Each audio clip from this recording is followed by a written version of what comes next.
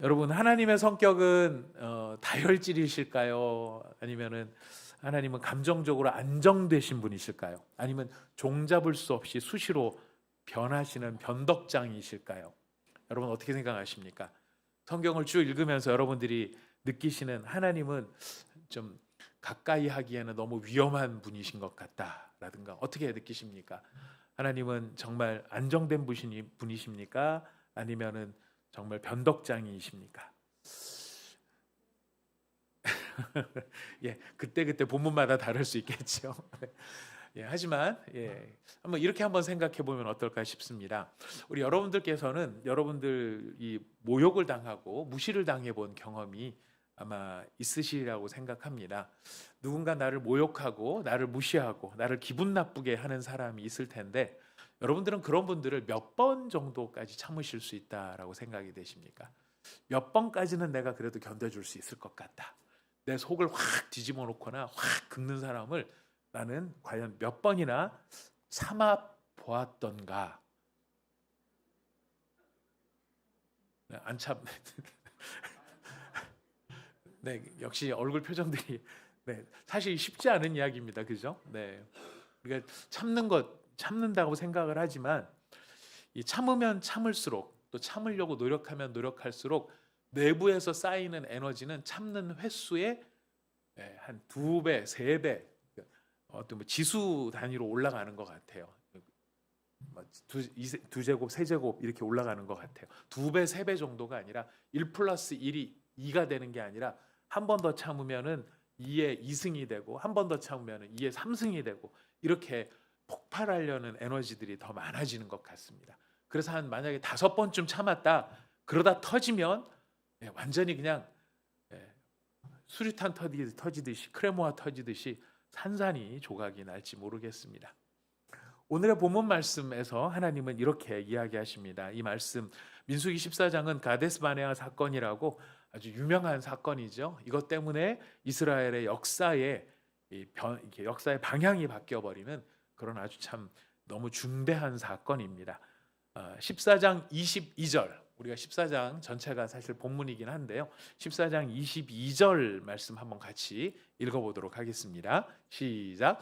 내 영광과 에서 행한 내 이적을 보고서도 이같이 10번이나 나를 시험하고 내 목소리를 청종하지 아니한 그 사람들은 하나님이 지금 하나님의 감정을 쏟아 놓으시는 겁니다. 하나님의 마음, 속마음을 마치 사람의 생각처럼 하나님께서 표현하시는 거예요. 몇 번이나 참으셨다고요? 10번을 참으셨대요. 10번을 참으셨대요. 여러분, 하나님은 안정적인 분이십니까? 아니면 다혈질이십니까? 저 10번을 참으시는 분 같으면 상당히 안정적인 분 아니시겠습니까? 저는 아침에 출근을 하면서 운전을 할 때마다 아침마다 주님께 늘 기도를 합니다. 주님, 오늘 이 길을 안전하게 보호하여 주시옵소서. 매일 오고 가는 길이지만은 하나님께서 안전하게 보호해 주시지 않으면은 어떤 일들이 어떻게 벌어질지 아무도 모르는 것인데 하나님 저를 보호하여 지켜 주시옵소서. 주님이 저를 지켜 주시는 것처럼 저도 운전을 하면서 제 감정대로 운전하지 않도록 저도 마음에 그런 생각을 다짐하겠습니다. 그리고 출발을 합니다. 출발을 하다가 보면은 이제 한 2번까지는 저도 참는 것 같아요.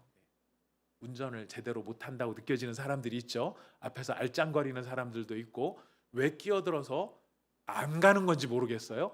그래서 제가 그럼 앞질러 가야 되겠다고 옆으로 빠지면 그때부터 막 속력을 냅니다. 저거는 무슨 신봉인가 이런 생각이 드는 거예요.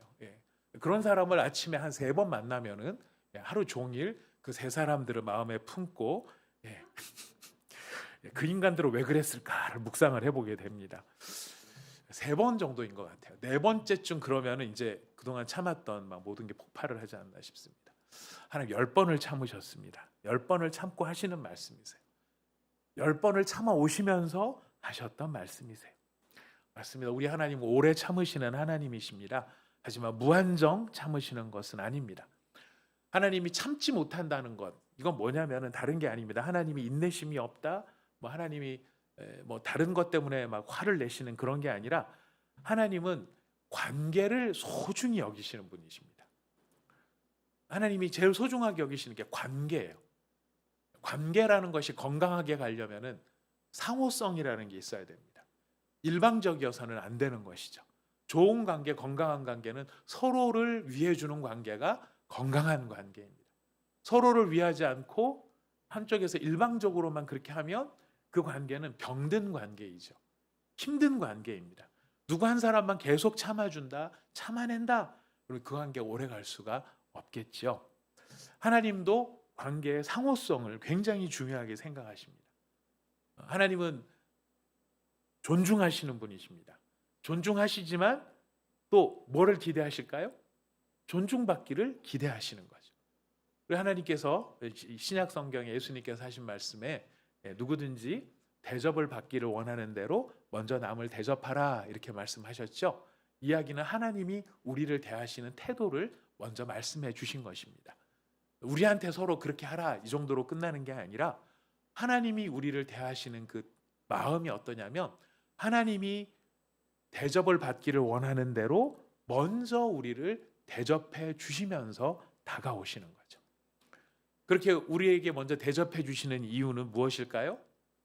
하나님도 그런 대접을 받기를 원하신다라는 거. 관계의 상호성이라는 거.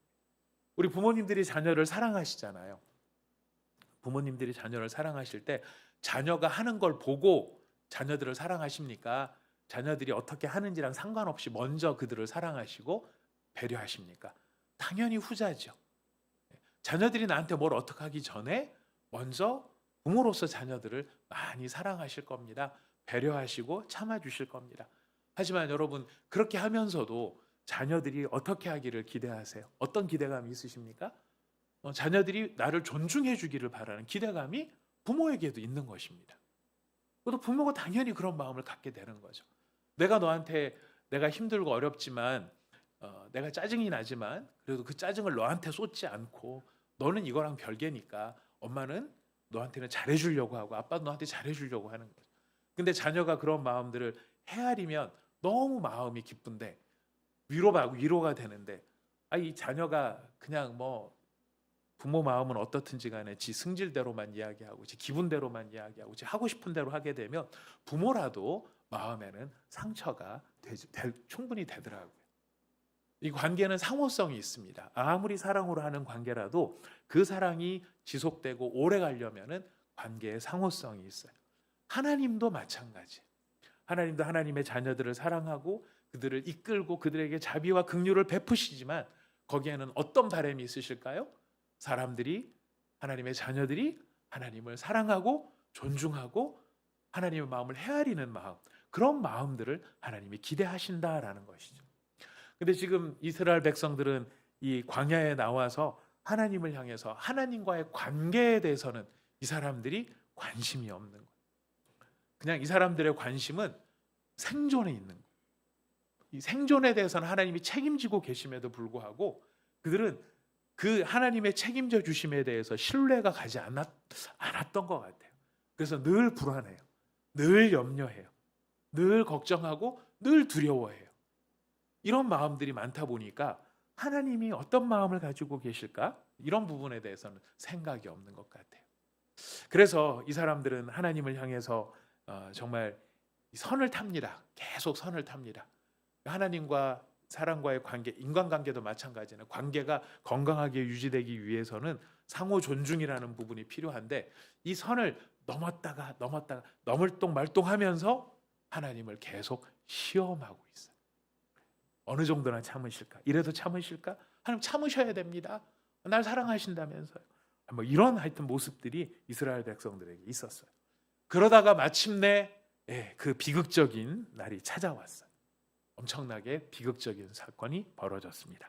13장 25절부터 33절 오늘 아침에 저희가 큐티했던 말씀이기도 하죠. 핵심장의 말씀이기도 하죠.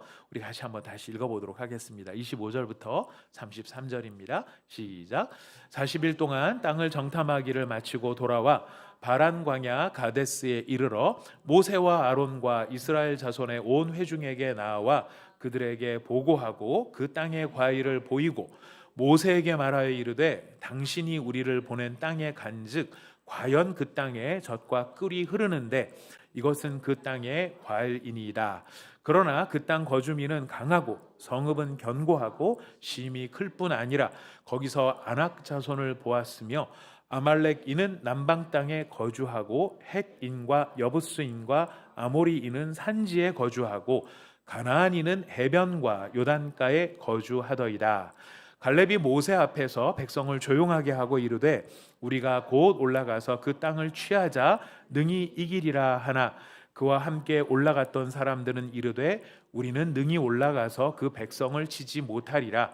그들은 우리보다 강하니라 하고 이스라엘 자손 앞에서 그 정탐한 땅을 악평하여 이르되 우리가 두루 다니며 정탐한 땅은 그 거주민을 삼키는 땅이요 거기서 본 모든 백성은 신장이 장대한 자들이며 거기서 네피림 후손인 아낙 자손의 거인들을 보았나니 우리는 스스로 보기에도 메뚜기 같으니 그들이 보기에도 그와 같았을 것이니이다.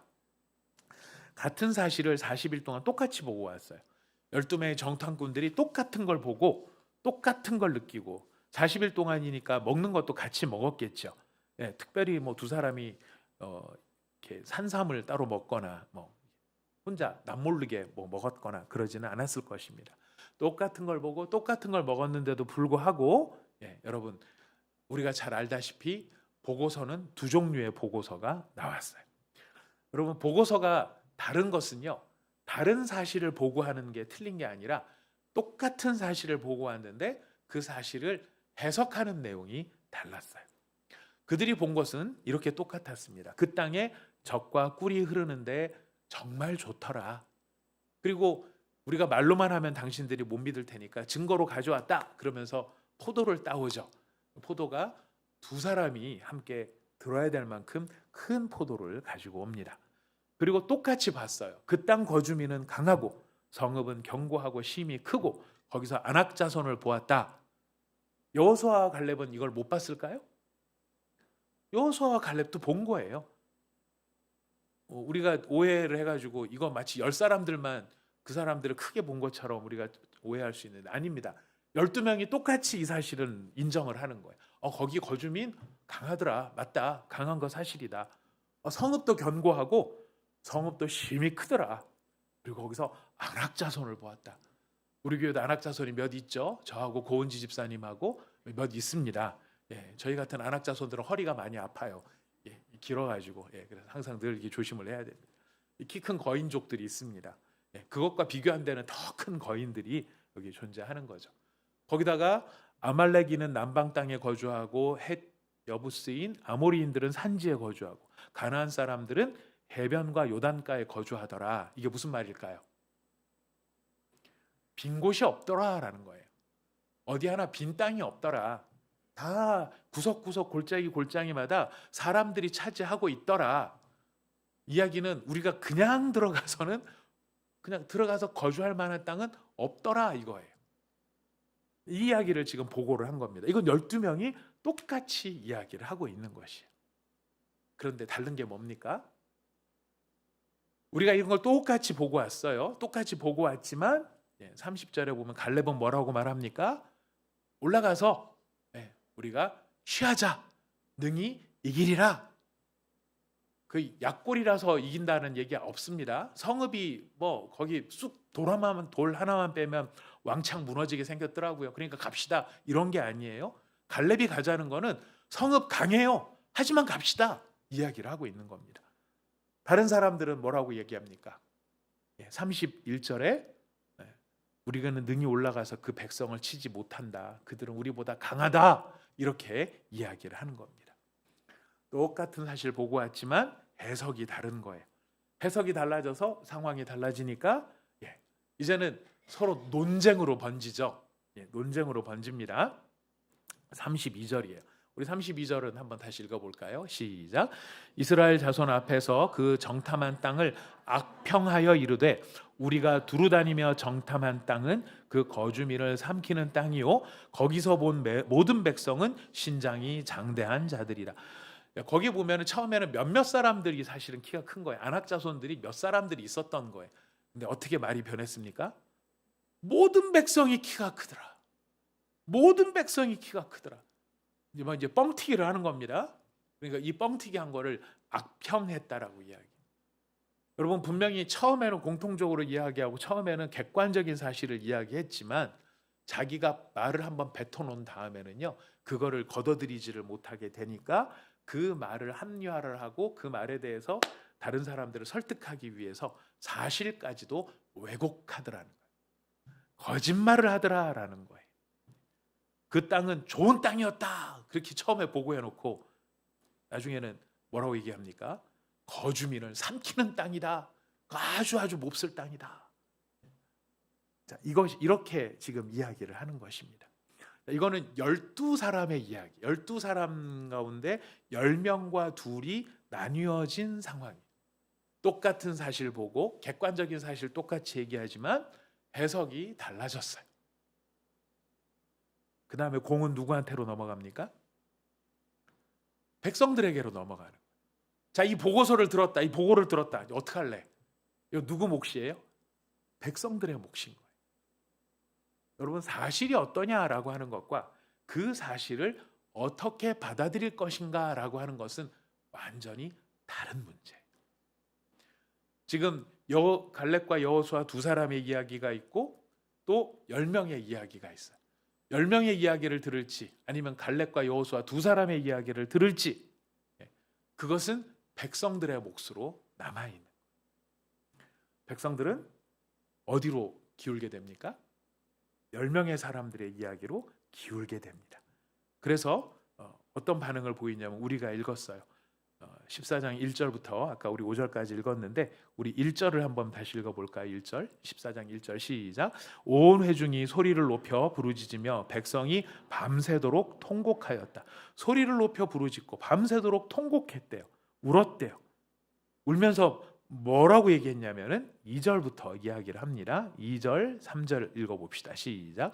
이스라엘 자손이 다 모세와 아론을 원망하며 온 회중이 그들에게 이르되 우리가 애굽 땅에서 죽었거나 이 광야에서 죽었으면 좋았을 것을 어찌하여 여호와가 우리를 그 땅으로 인도하여 칼에 쓰러지게 하려 하는가? 우리 처자가 사로잡히리니 애굽으로 돌아가는 것이 낫지 아니하랴. 여러분 통곡인데요. 이 통곡은 자기 연민의 통곡이에요. 하나님은 이 사람들한테 하나님의 능력을 안 보여주신 게 아닙니다. 출발할 때부터 시작해서 여기까지 오는 동안 내내 이들은 기적으로 살았던 사람들입니다. 나올 때도 기적으로 나온 사람들이고 광야를 지나면서도 기적으로 살았던 사람, 기적을 체험한 정도가 아니라 기적으로 살고 있는 사람들이에요. 근데 이 통곡은 무슨 의미입니까? 기적은 기적이고 기적은 기적이고 이거예요. 하나님이 나한테 은혜를 베푸셨어. 아이고 감사하죠. 하나님 감사하죠. 하지만 은혜는 은혜고 지금 이들의 문제는 뭐예요? 내가 불편하다는 거예요. 내 마음에 안 든다는 거예요. 뭐가 불편하냐면은 앞으로 해야 될 일이 그냥 숨이 턱 막히는 거예요. 그들 스스로가 생각했을 때. 그거 내용 들어보셨죠? 좋은 땅이긴 한데 가면 참 좋을 텐데 가려면 뭐를 해야 됩니까? 싸워야 되는 거예요. 전쟁을 해야 돼요. 전쟁인데 만만한 인간들이 아니라는 거예요. 성읍은 크고 키는 장대하고 안악자손들이 있고 이거 우리가 될까? 여러분 사람들이 똑같은 이야기를 해도 부정적인 이야기와 긍정적인 이야기 어떤 게 더 영향력이 크죠? 어떻게 이렇게 잘하세요? 평소에 많이 해보셨습니까? 긍정적인 이야기와 부정적인 이야기 어떤 게 더 영향력이 더 큰가? 어디에 더 귀를 기울이는가 보면은요 부정적인 것에 더 영향을 많이 받아요. 그래서 저도 늘 이렇게 스스로도 조심해야 하는 건데 이 사람을 보고 평가를 할 때도 한 사람이 100% 완벽한 사람은 없잖아요. 100% 장점만 있는 사람도 없고 100% 단점만 있는 사람도 없어요. 대부분 보면은 장점도 있고 단점도 있어요. 근데 여러분 뭐가 더 많이 기억에 나십니까? 사람에 대해서 장점과 단점 중에서 뭐가 더 기억이 나십니까? 에이 사실일 겁니다. 아멘. 예.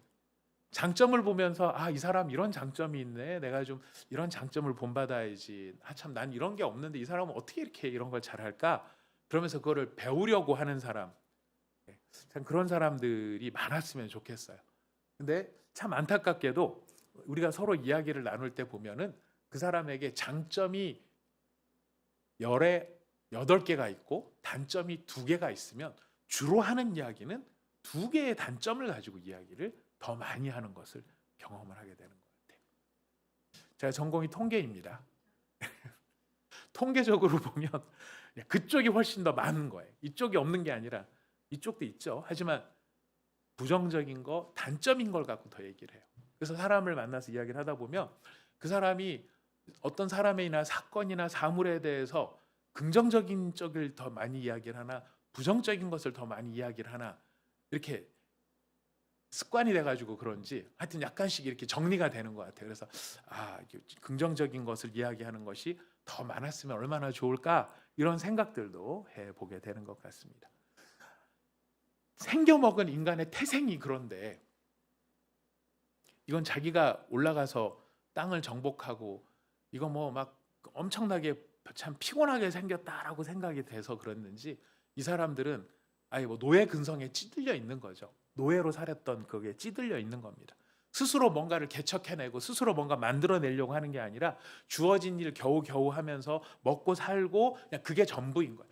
하루 안 얻어 터지고 하루 혼나지 않고 그냥 살아남았으면 그걸로 행복한 삶을 살아왔던 거죠.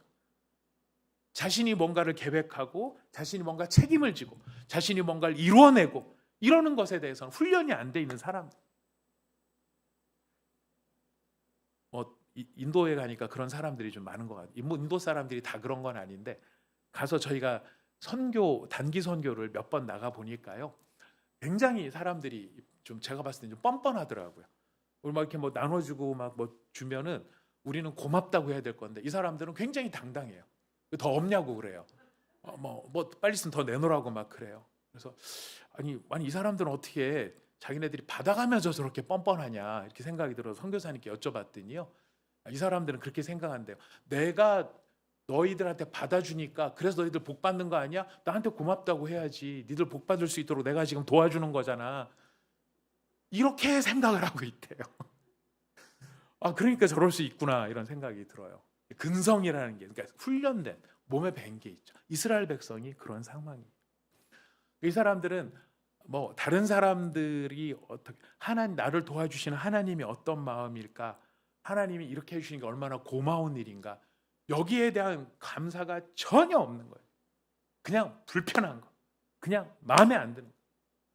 그러니까 기적은 기적이고 은혜는 은혜고 그거 다 고마운데 그건 당연히 있는 거고 내가 지금 불편한 나 이거 못 참겠다. 이게 지금 이스라엘의 마음이라는 것이죠. 이런 문제 앞에 이스라엘은 끊임없이 불평하고 원망하고 하나님에 대해서 그렇게 하는 거 있습니다. 더군다나 이 사람들은 모세와 아론이 막 이렇게 대장짓하는 것도 마음에 안 들었던 것 같아요. 저것들 뭐 모자란 게 있는데 뭐 어디서 툭 튀어나와가지고 막 처음에 막 하나님의 기적을 볼 때는 막 모세요 막 이렇게 했다가 조금 자기들 마음에 안 들면 막 끌어내라 막 바로 이렇게 변해버리는 사람들. 이 사람들이 이스라엘 백성들의 모습이죠. 하나님도 마음에 안 들어요. 이 사람들은. 제일 마음에 안 든 게 뭐냐면 하나님이 통제가 안 된다는 거예요. 하나님을 통제할 수 없다는 게 이 사람들에게는 제일 불편한 일인 것입니다. 하나님이 뭘 자꾸 요구하시는 것도 있고 뭐 만나 주시면서 순종해라 뭐 이런 것들도 불편한 거예요. 자, 이런 것들이 이 사람들한테 쌓여 있었죠. 그러다 보니 모세와 아론을 향해서 원망하는 것입니다. 우리가 애굽 땅에서 죽었거나 이 광야에서 죽었으면 좋았을 텐데 더 힘든 데를 가라고? 더 어려운 데를 가라고? 성이 있는 데를 정복하라고? 지금 장난하나? 이게 이스라엘 백성들의 마음이에요. 그 마음이 폭발한 거예요.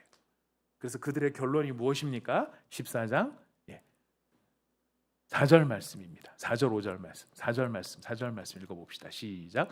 이에 서로 말하되 세우고 한 지휘관을 세우고 애굽으로 돌아가자. 무슨 말일까요? 내 운명은 내가 결정한다. 나를 불편하게 하는 사람은 내가 견딜 수 없다. 이래라 저래라 하는 거 나 못 참겠다. 아무리 뭐 대장해라. 네가 좋다. 대장해라. 대장하지만 나를 수종 들어라. 나한테 좋게 해라. 내 말 들어라. 내 말. 당신이 대장이지만 내 말을 들어라. 지금 이 얘기를 하고 있는 겁니다. 그렇지 않으면 갈아치운다. 누가 됐든지 갈아치운다. 그것도 하나님이라도 예외는 없다. 이스라엘 백성들은 반역을 일으키고 있는 것입니다.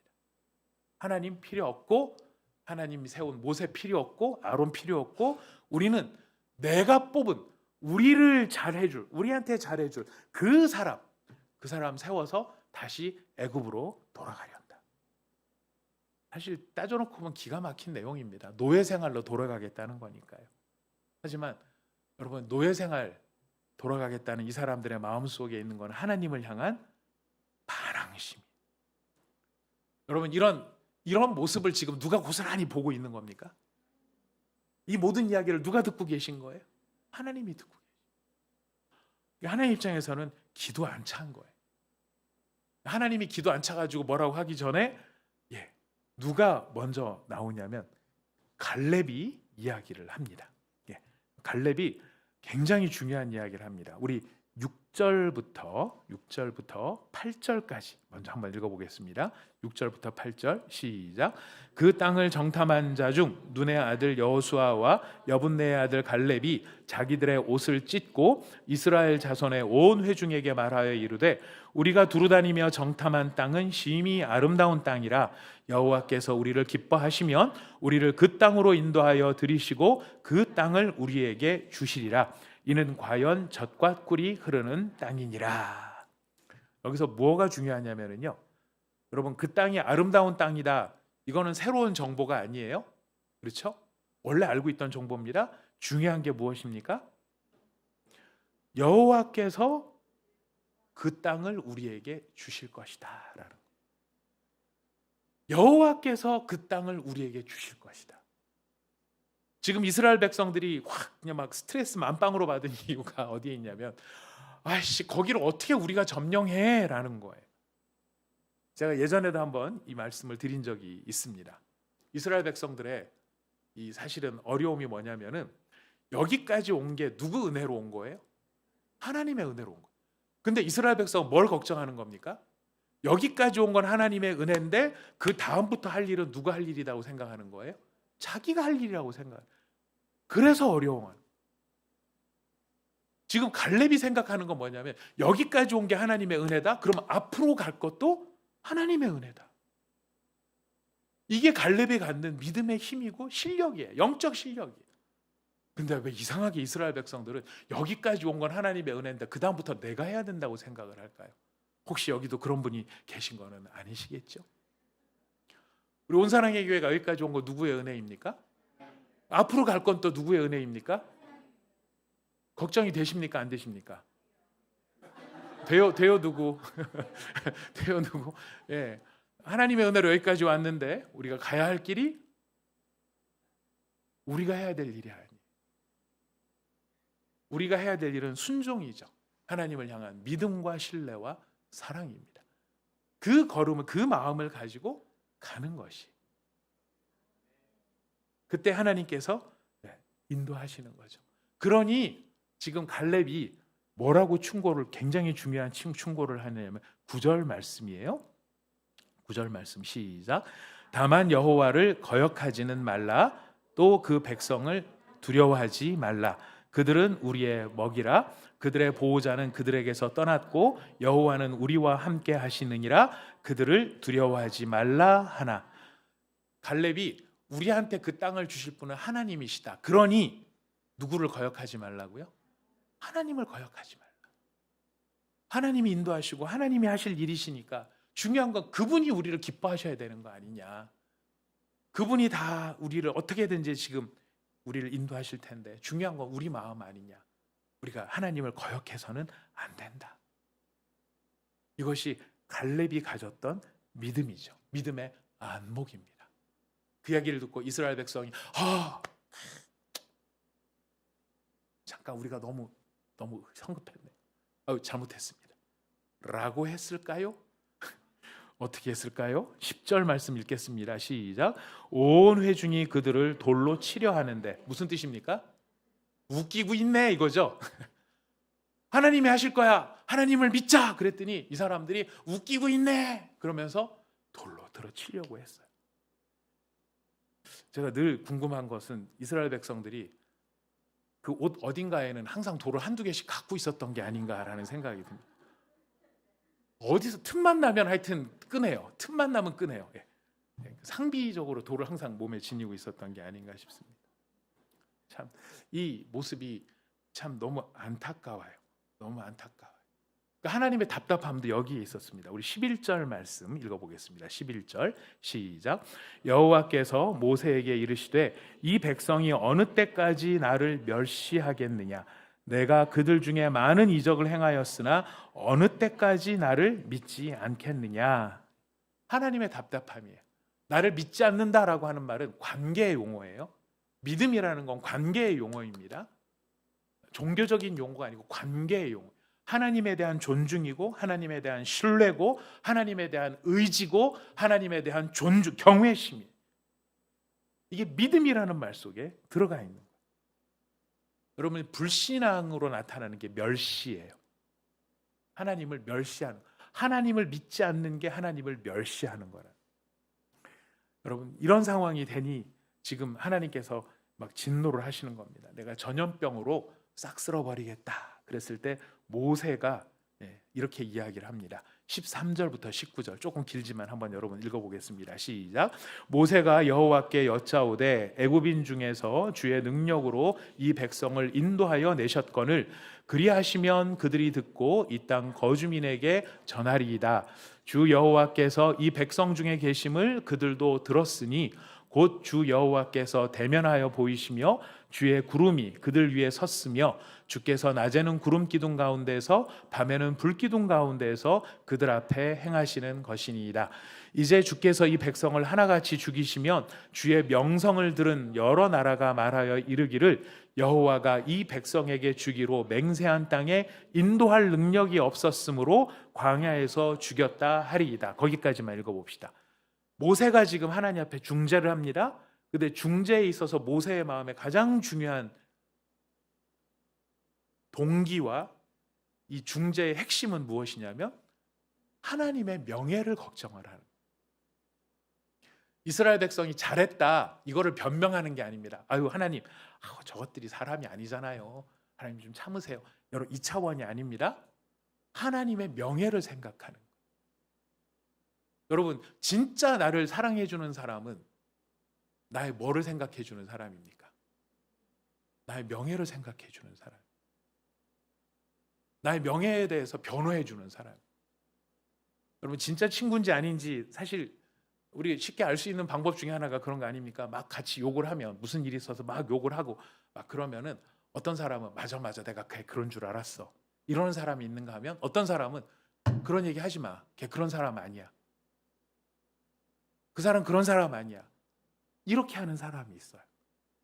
그런 사람 아니야 라고 하는 사람은 뭐를 걱정해 주는 사람입니까? 나의 명예를 걱정해 주는 사람.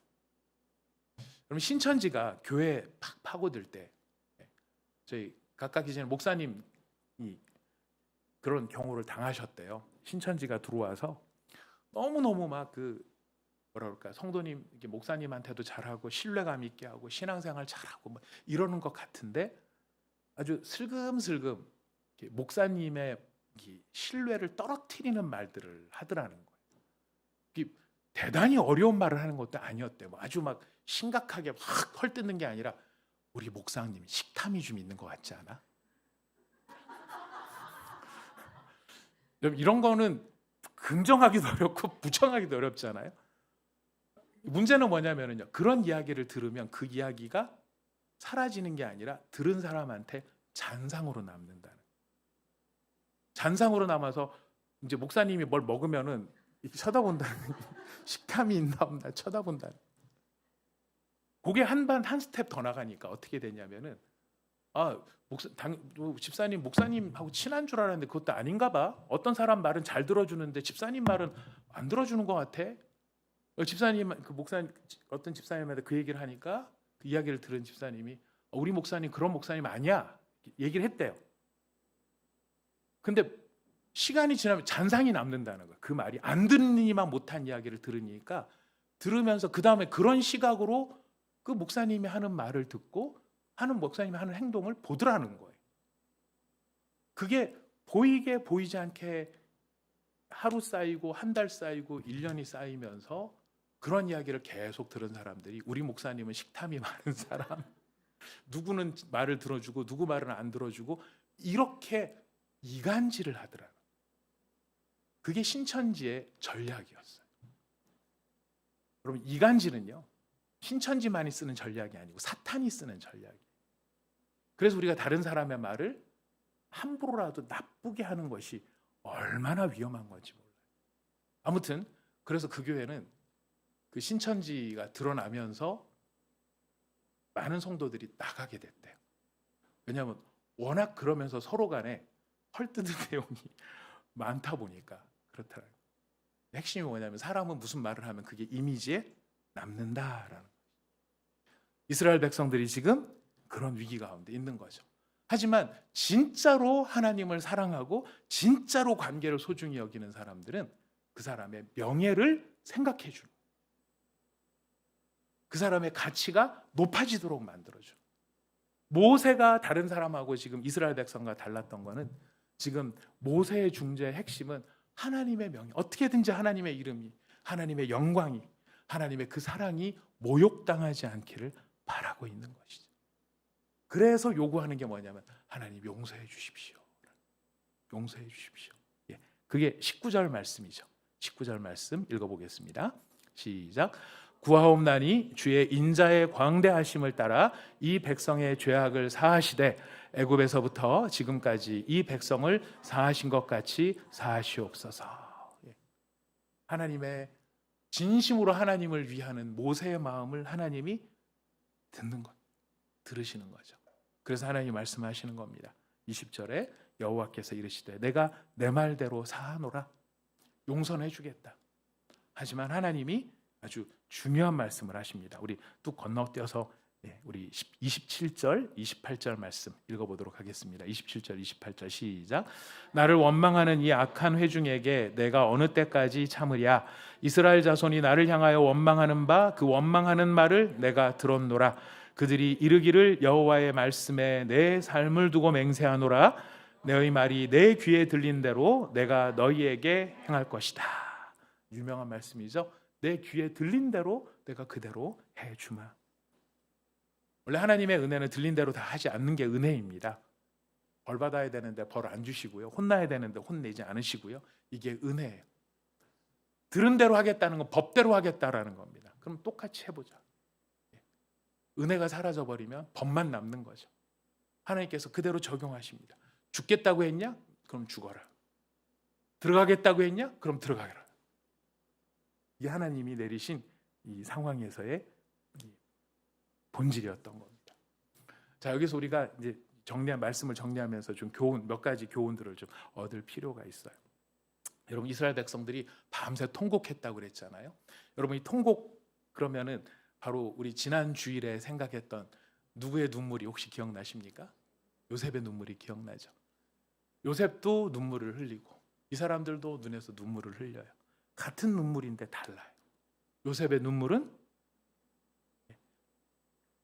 형제들을 위해서 흘리는 눈물이죠. 하나님의 섭리를 신뢰하며 형제들을 위해서 흘리는 눈물이었다면 이스라엘 백성들이 흘리고 있는 이 눈물은 자기 연민에 빠져 하나님을 원망하는 원망의 눈물이었어요. 하나님은 우리를 어떤 사람 존재로 부르셨습니까? 제가 지난주에 설교 마무리를 하면서 왜 출애굽기의 시작에 앞서서 하나님께서 요셉의 이야기를 마지막으로 창세기의 마지막으로 들려주셨을까? 하나님이 꿈꾸는 이스라엘 백성들의 모습은 요셉과 같은 모습이었던 거예요. 서로를 불쌍히 여겨주고 서로를 긍휼히 여겨주는 하나님의 마음을 아는 사람들이 이스라엘 백성들이 가득해지기를 바라는 그런 마음이 있으셨던 거죠. 이게 하나님의 목표였어요. 누구를 부를 때부터의 목표였을까요? 아브라함을 부를 때부터의 목표였어요. 너와 내 후손으로 인하여서 그 다음에 더 중요한 목표가 있죠. 하나님이 아브라함을 부르실 때 내가 너에게 하늘의 별보다 바다의 모래보다 많은 백성을 줄 것이다. 자녀를 줄 것이다. 너와 내 후손으로 말미암아. 그다음에 진짜 목표가 나오죠. 모든 족속이 복을 받을 것이다. 하나님의 목표는 모든 족속이 복을 받게 하시는, 하나님 복 주시기를 기뻐하시는 분이십니다. 여러분, 복 주시기를 기뻐하셔서 예수님께서도 하신 일이 복 주시는 일을 하셨잖아요. 예수님 닮은 사람이 이 땅에 가득해지기를 바란다고 그때도 말씀을 드렸습니다. 모든 족속으로 제자를 삼아라. 나를 닮은 사람들이 되게 해라. 예수님 닮은 사람이란 어떤 사람일까요? 다른 사람을 복되게 하는 사람. 요셉의 눈물이 사라지고 이스라엘의 통곡만이 남아있는, 자기 연민에 빠져서 하나님을 원망하고 하나님을 향해서 마음에 반항과 반역을 하는 사람의 눈물은 같은 눈물이지만 흐르는 방향은 다른 방향이에요. 하나님은 어떤 눈물을 원하셨을까요? 요셉의 눈물을 원하셨겠죠. 다른 사람을 복되게 하는 눈물. 여러분, 근데 이 눈물이 이스라엘 백성들의 요 순간만의 상황은 아니고요. 사실 이게 이스라엘이라는 이름의 원래 이름이 원래 누구 이름이냐면 야곱의 이름이잖아요. 야곱이 원래 이런 사람이었거든요. 여러분 기억나십니까? 야곱은 뭐에 마음이 확 쏠려 있는 사람이냐, 그죠? 복에 마음이 꽂혀 있는 사람이에요. 야곱은 정말 복을 좋아하는 사람이었어요. 자기 힘으로 복을 얻으려고 무지하게 애를 썼어요. 형도 속이고 아버지도 속이고. 이게 다 뭐 하려고 속인 겁니까? 복 받으려고 속인 거예요. 그 복을 내가 만들려고 속인 거예요. 심지어 야복강가에서 하나님이 나타나셔 씨름을 하실 때에도 자기가 졌어요. 여기 힘을 못 써요. 다리 질질 끌어요. 그러면서 이 사람을 안 놔줘요. 뭐 때문에 안 놔줬습니까?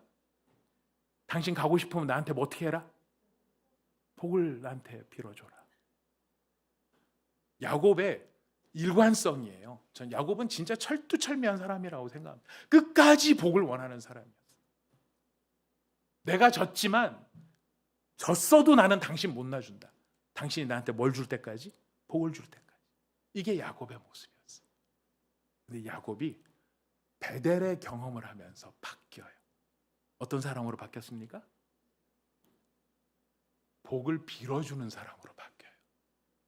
복을 구하고 얻고 그걸 강탈해서 내 손에 쥐려고 했던 사람이 베델의 경험, 요셉의 경험을 하면서 제가 그 20년의 침묵에 대해서 굉장히 계속 묵상을 해보고 있는데 그 묵상의 시간이 놀랍게도 하나님을 향한 원망의 시간이 되는 게 아니라 야곱이 변화되는 시간. 그 시간의 끝에 야곱은 복을 빌어주는 사람이 됩니다. 복을 빌어주는 사람. 하나님이 우리를 부르심도 마찬가지예요. 우리에게 복을 주시기를 원하시는 하나님이신데 그 복을 주시면서 뭘 기대하시냐면 내가 너에게 복을 베풀었지? 그래 너희들은 어떤 사람이 되어야 되겠다? 복을 빌어주는 사람이 돼. 복을 빌어주는 사람. 그래서 우리 두 가지만 기억했으면 좋겠습니다.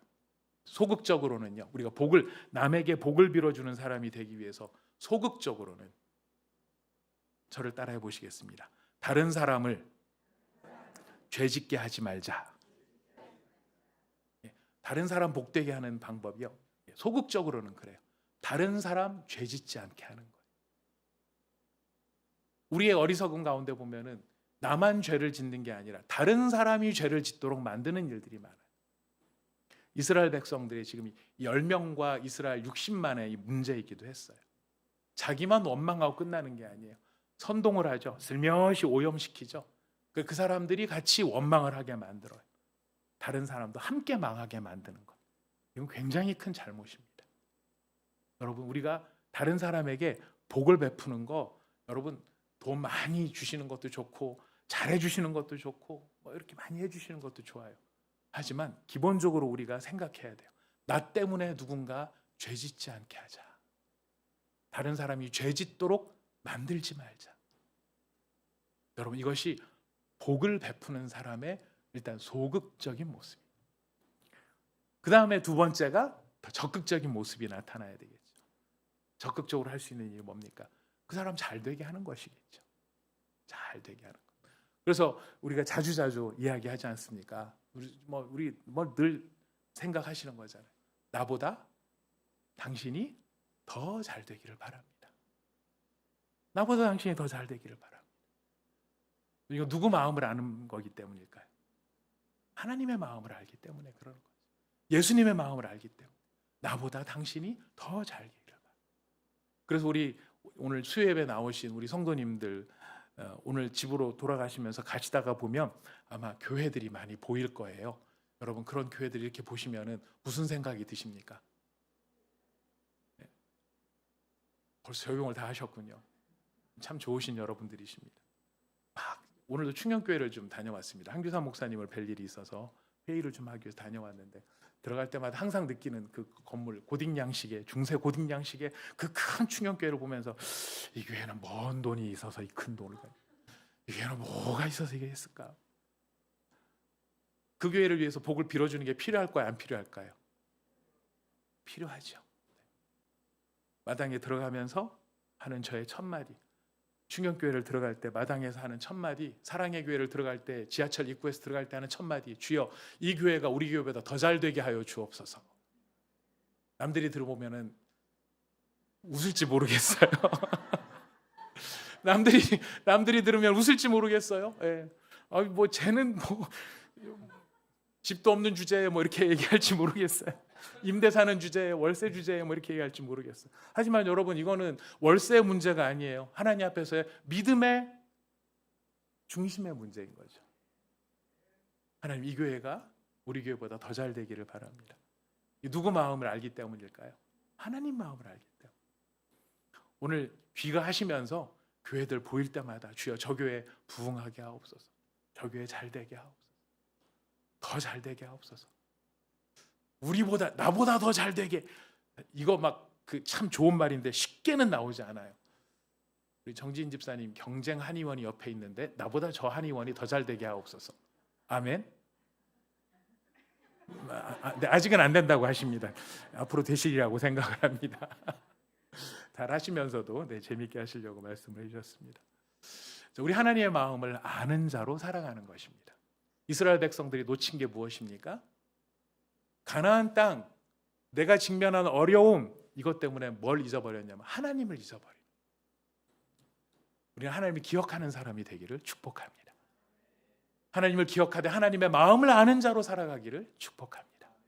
그리고 그 하나님이 얼마나 전능하신지 또 능력이 있으신지 사랑에 충만하신지를 우리가 알고 그 마음으로 행할 수 있는 저와 여러분 우리 온사랑의 교회가 되기를 진심으로 축복합니다.